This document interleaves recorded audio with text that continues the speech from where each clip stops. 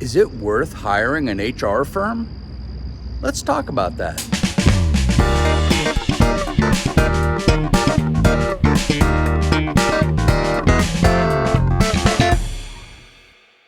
Hey everybody, today we are discussing, is hiring an HR firm worth it? Today I have with us Karen Young from HR Resolutions. She is the founder and the CEO, president of that organization. And let's get right into it. All right. Can you tell me, just so everybody is on the same page, what is an HR firm? Absolutely. So a human resource firm or an HR firm is an organization that comes alongside of the company. They're outside the company, but they come along and they work with the leadership and the management and the employees, and they act just like the company's human resource department.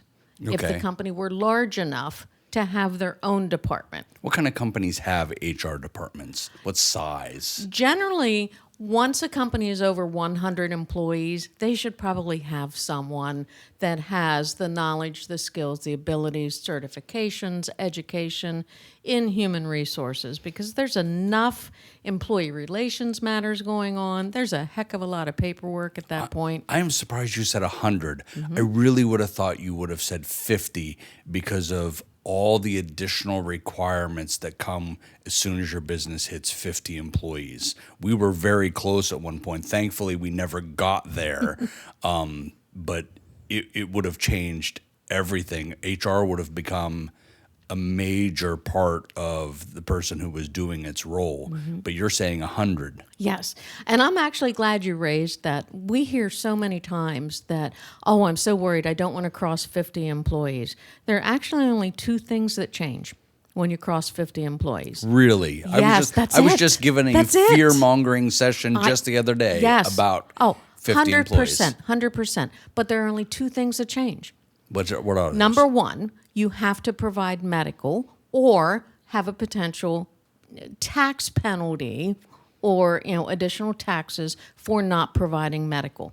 Okay. Most companies that we're familiar with offer some type of a medical, so they've already addressed So that. is sending people to like the state plans, is that offering medical? Yes, if you have what's called an ICHRA plan, and I apologize, I don't know what the initials stand for. Individual, I just met with our health insurance Okay, people yes. recently. And they're becoming more and more popular also. But that is a company-sponsored health plan. Okay, Right. so you can check that box off. Okay. And then the other thing is the requirement for family medical leave. Everyone worries so much about that. Family medical leave is just approved leave and job protection. Most employers understand that if someone has an appendicitis, they medically can't work for a period of time. Sure. That's okay. Mike, we want you to get healthy. Stay at home, get healthy. So we're granting that leave to you anyway. Right. When you become an FMLA employer, there are just certain documents you have to use now. Okay. Those are the only two things that change at 50 employees. Well, there you go. That is a bonus from this conversation. There that, you go, that you yeah. learn about what it is to go over 50. Yes, it's So- not it's intimidating because you don't know what you don't know. That's true. So you hear the fear mongering and you worry, well, family medical leave, what does that mean? Right. You're probably already offering what the Family Medical Leave Act requires. Just doing it loosey-goosey. Right. Yeah. Yeah. That's a technical term, loosey-goosey. We use that in human resources too. Good. Good, Yes. 'cause I didn't and mean to wiggle words. intimidate you with Yeah, it. we use wiggle words. Wiggle words. as well. Yes. I say weasel words. Okay, look at that. Same thing. So Yes. in your experience, you've been doing this for a while. I have. What are some of the reasons that people, legitimate reasons, not, I would say not excuses. Right, What are right. some of the legitimate reasons why people don't choose to use an human resource firm? And that's a great question. And people probably automatically think cost. That's not what it is. That's not the number one reason. The number one reason is people don't realize the benefit that it can provide. Sure. They don't You don't know what you don't know. Again. So Yeah. everything's going along smoothly. I'm not having any trouble hiring. My team seems to get along. We have hiccups every now and then. Who doesn't? When you put more than two people together, you're going to have those. But Right. we've handled them. We've been fine with that. There's been no big deal.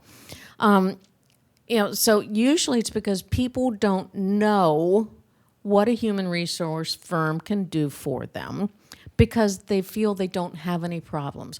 They've not had any discrimination claims. The work is getting done. They're doing fine with, I'm repeating myself, but they're doing fine with their hiring. Everything's okay. So they Sure. don't believe they need that extra support.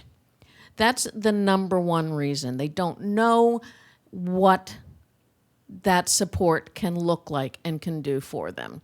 Fair. And they feel they don't need it. And they may not. And that's okay. We're both Sandler trained, so we know that's okay. If Right. it's not a fit, if you don't need it, that's fine. Good. Right. You wouldn't want to be selling someone something that they didn't need anyways. Absolutely. Absolutely. But one of the things that I learned when I started my company, and 20 plus years ago, I can't That is believe it. awesome. Congratulations. Thank you. Thank you. Yeah, I'm in the 20-year club. It's great. And still having fun. That's fantastic. But one of the things I didn't even realize, because I came from big companies that had corporate human resource departments, and then, plant human resource managers or facility human resource managers. I didn't realize when I went out on my own, even with only one employee, there are actually 9 employment regulations that I had to be aware of. Come on. 9. I was just me. So when I added an employee, every time you add an employee, every time you get past certain headcount numbers, there are additional regulations.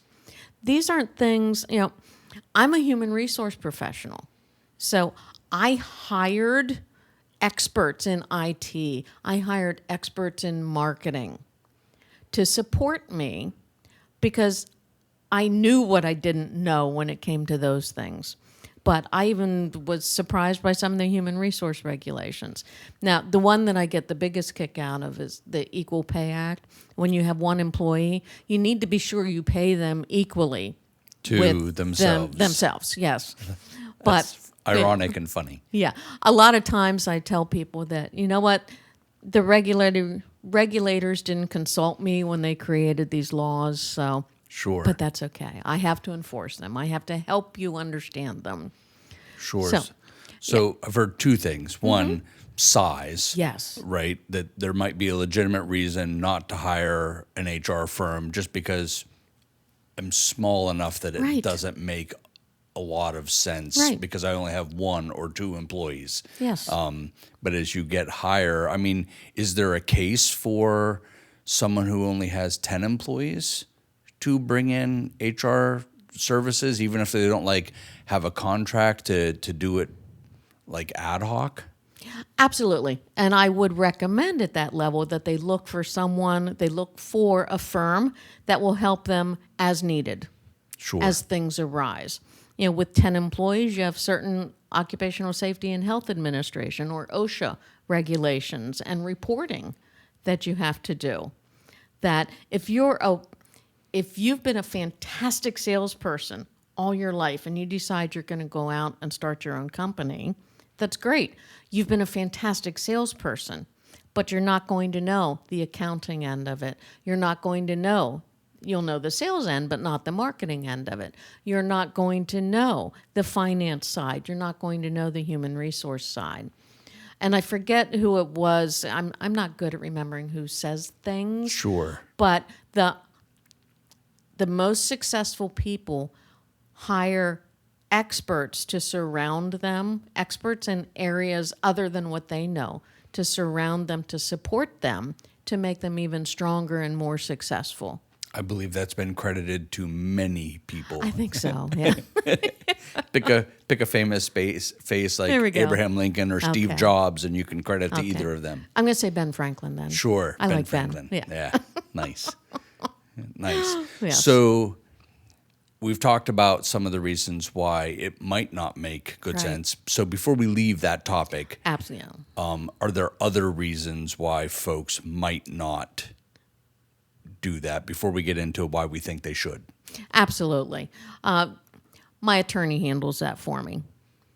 Are they a HR attorney? That is the first question we will generally ask after we say, "Well, that's great. We're glad we have someone that's helping you. Are they an employment attorney?" Because employment law is so completely different from real estate and contract law. And a lot of times when you hear, "Oh, it's my buddy," it's my best friend from college days. The one I love most is when it is the daughter-in-law of my wife's second cousin's husband. Sure. Yes. Can you say that one again? No. You No. don't have to. No, I can't. But generally, it's someone, and that could be all well and good, but do they have the education, the certification, the training, the experience? Sure. So even the employment lawyer who might have the education, training, and experience, Right. their primary role to me seems to be to protect you from making a legal mistake. Correct. As opposed to when I think HR, I think people first, not compliance first, right? Correct. I mean, compliance is definitely a role of HR, right? I've seen that in my job that there is definitely some compliance levels, but it's really about taking care of your people, treating your culture with respect, right? Or changing your culture if it needs changed. That's really where the big benefit comes in. I worry that a lawyer that you're paying a lot of money for Yes. by hour just to keep you out of legal trouble is not doing anything for, I think, a good portion of the culture aspect or your people aspect of your business. There are a few out there that understand the business. One of the biggest frustrations I have with my HR peers, not only HR firms, but HR peers in business, is our insistence on the law says, the regulation says, and drawing that hard line. That's not what it is in business, particularly in small business. Agreed. Yes,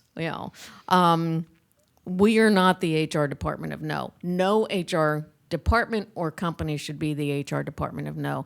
It's critical that whoever is helping, be it the attorney, be it the daughter-in-law of the second removed party, understanding the business and that business owners have difficult decisions to make every day. If the HR firm has let you know what the options are and what the associated risk is, they've done their best job. And I think that leads to another reason that people don't want to hire an outsider, because Tell me more. we don't want the culture changed. We're a family-run organization. We don't want rules. Unfortunately, when you get to a certain size, you have to have some guidelines. Sure. The quote from Pirates of the Caribbean, where They're guidelines, they're really. guidelines. They're really guidelines. The code is just guideline. That's how HR should approach things. And a lot of times, the role of an HR professional is not to come in and change the culture unless it is a toxic culture. Then our job is to help shape and form, not to change. If it's a family-run business, if it's like family, that's fantastic. So how do we bring together the employment regulations, which are mitigating and minimizing the risk for the business owner, which in turn protects the employees? Right. How do we do that and find that fine line where the regulations do need to be applied, but where's the wiggle room there? Sometimes there is, sometimes there isn't. End of the day, though, it's the business owner's decision to make, not the outside HR firm, not even an internal HR department. Because, like Teddy Roosevelt, we're doing a lot of quoting here. We are. Yeah. Hopefully it's accurate. We are unqualified to be doing the quoting. I think he said, the buck stops here. For I think it was, Teddy. for business owners, Yes. whether they say it or not, Right. the buck stops there, It right? does. If you're an S corp or a limited liability company, you have personal liability about whether or not your company is operating properly. Right. So you can have an HR department of any kind, but the reality is when it goes to court, Right. your butt's in that seat on Yes. in the defense seat, not your HR department's. Absolutely. Yeah. Absolutely. So it is wise to seek counsel, and I don't mean attorney counsel, but it is wise to seek guidance from those that have a certain expertise. That makes sense. Yes. If you have HR, great. But sometimes the regulation, some days my head just spins with as quickly as things change in my profession. It's sometimes it feels like it's more than overnight even. So keeping up with that, if it is not your career and not your profession, is challenging. So business owners and businesses that don't have some type of sage HR advice somewhere have added a level of risk to their business. I mean, we had an HR professional, not a HR professional.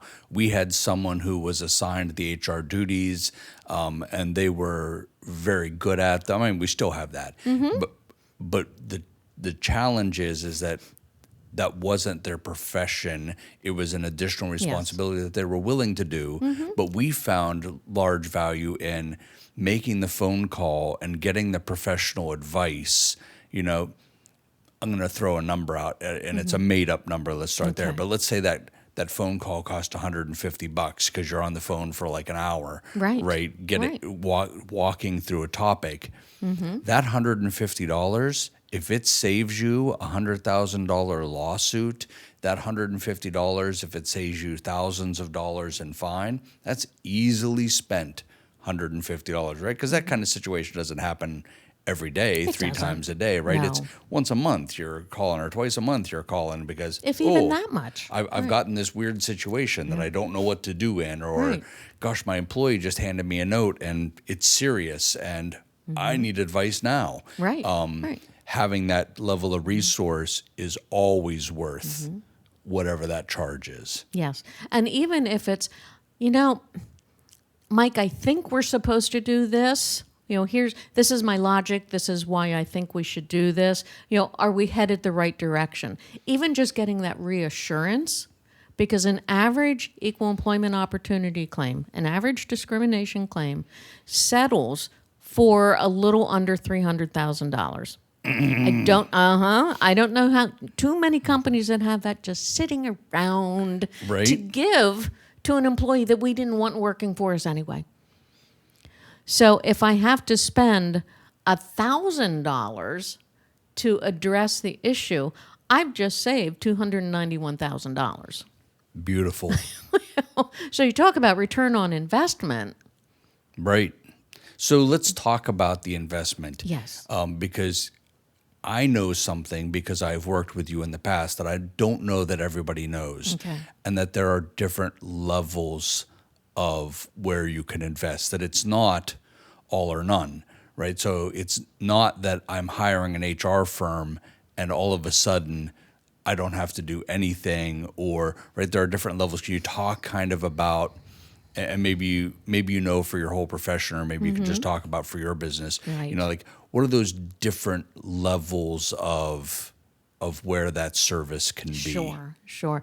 Now there are several firms out there that will say, here's your fee, here's your exorbitant fee, and I love the word exorbitant. yeah, and they are. I don't know that I can spell it. Yeah, I'm not going to even try. Thank you. I would ask Siri or Alexa, and I just covered my watch so that Sure. he wouldn't answer. But anyway, getting to the fees, there are some agencies out there that are going to charge these large fees, but only do A, B, and C. Okay. And then when it gets to anything risky, they're going to say, no, I can quote you the law. So you need to be cautious with that. You need to find out exactly how far are they going to push the envelope for you, or are they only going to quote regulations? Fair. Okay. If they're only going to quote regulations, you can look them up. You can Google them and say, what do I do? What's the law concerning this? Sure. Okay. And it'll save you a lot of money to do that. Please don't Google your answers. Use them as a support tool. Or you can get other agencies that go and other firms that go the exact opposite. They will sell blocks of time. So, for example, Mike, I believe we will need X number of hours a month to do your entire HR function, just like we were sitting in an office in your building. Okay. Okay. And then here is everything that includes. And you get an entire list of anything and everything that a human resource department does in a big business. Okay. That makes sense. Yes. End of the day, it's really going to come down to how much time is going to be required. That makes sense. And that time is impacted by the number of employees. Because remember, the larger the company gets, the more employment regulations that need to be factored in. So that's really what it comes down to. One of the things that we do at HR Resolutions is we have our fees broken down by skill level of the Tell me more. representative. So in human resources, we consider ourselves HR generalists. That means we're a jack of all trades, master of a few. Sure. Within the human resource realm. For example, the individual in our company that is responsible for overseeing leave requests, leave of absences, FMLA, that is her expertise, but she is well qualified and certified in any area of human resources. That makes her a generalist. Okay. That makes sense. Within an HR structure, there are different position levels. Just like you may have a printer 1, printer 2, human resources has strategists. That's what I am at with my years of experience, as well as my professional certifications. I am certified as a strategic human resource professional, which means I can kind of have the helicopter view, and I've kept active in the down and dirty, hands-on things as well. So I serve as a strategist. I have another strategist on the team. Then I have an HR director. So that individual is higher than a manager. They have more experience than a manager. They can actually direct other HR professionals. You have HR generalists who they're really starting to come into their profession. They really know what's going on. They grasp the concept. They have experience in all the different areas of human resources. And then you have human resource administrators, specialists, coordinators, whatever you want to call it, that kind of more entry-level position. So, and a good firm, you would want to be sure that you're asking who's going to be supporting my business. So I was hoping we would get here. Yes. Why are those levels important to the small Those businesses? levels that's great, because those levels are important because of the depth of their experience and exposure. If someone is, I don't want to say merely, but if someone is just asking a question about a handbook policy, okay, those are pretty straightforward. Anyone within the firm should be able to handle that, even an entry-level individual who's just coming into human resources, okay? When the questions start to become more complex, you want to be sure that there are other individuals within the organization that have more experience and more exposure in those areas. Workers' compensation, leave of absences, benefit errors. When it starts to get into the riskier areas of human resources, you want to be sure that there is a higher level of experience, education, and certification. That makes a lot of sense. That will minimize your risk. The other thing it should do is it should minimize your cost as well. We certainly don't charge our clients the same thing for my support as we do for an HR coordinator. Two completely different extremes of the realm. I get that. Yes. So even in a retained, even in a monthly budget, that should all be factored in. How many hours do I anticipate they're going to need strategic input? How many hours do I anticipate they're going to need generalist support? That should all be factored in, and that would be a great question to ask if you are interviewing HR companies. Well, what is the structure of your HR professionals? Sure. How do you decide that? Who's assigned to my account? Is it a call center? Fair enough. Okay. Will I have the same person all the time? All of these things are important to know. If that person's on vacation, who do I turn to? And that's an advantage of using an HR company, because if you have a direct HR person, they're going to hopefully be provided vacation time. You would hope by law. You'd hope. No, it's not. It's not a law. Okay. It's not a law. Shh, don't tell your employees that. No, it's not. It's not a law. But hopefully, it's part of the culture. It's part of the total compensation structure. If you have a direct HR person, they're going to be on vacation sometimes. And then what happens when someone Right. needs them while they're out? You have a major workers' compensation claim when they're on vacation. What do I do? With hiring an external company to help with that, if they are large enough, if they're more than just a one-person shop, I do remember the days, though, my phone was constantly on me, even on vacation, when I was the only person there. And taking vacations that were midweek to midweek because I depended upon weekly billing. I remember those days. But ask those questions. If my primary person is out, who do I turn to? Is there someone available to help? That makes a lot of sense. Yes. So speaking of turning to someone, Yes. I want to ask a question that I've asked a couple of times to other folks, and that is, how does AI impact, or does AI impact whether or not someone should hire an HR firm? Great question. AI is a fantastic tool. It's a fantastic resource. I would sooner a company hire someone. Next, I would go to Google. Then I would go to AI. Really, For my in that answers. order? Yeah. Because AI is still learning. Okay, I'm still learning, but I have the ability to think and rationalize. AI is not there yet.